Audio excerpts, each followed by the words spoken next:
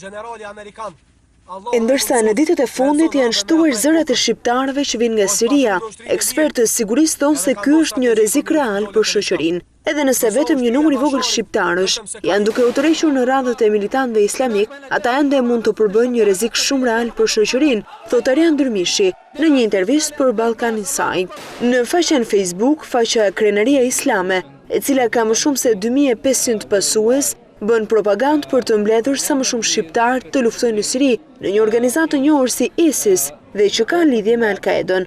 Nëse të gjithë pasuesit e kësaj faqe janë identifikuar si terrorist, ata do të bëjnë një ushtri të vogël, si dhe do të përbëjnë një problem të madh, ka theksuar Dërmishi.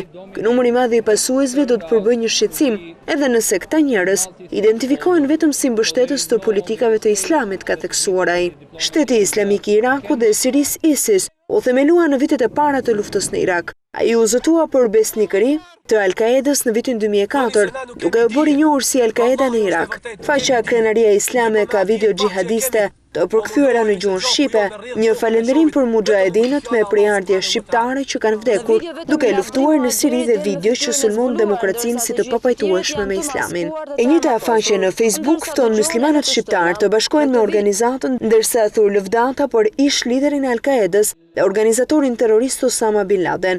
Dërmishi thot se të gjithë ata që kthehen nga konflikti sirian janë një kërcënim për shkak të pikpamjeve të tyre ideologjike, si promotor të politikës së Islamit, por edhe për shkak të faktit se në çdo moment njëri prej tyre mund të kryej sulme të ngjashme me ato të para në Londër dhe Paris.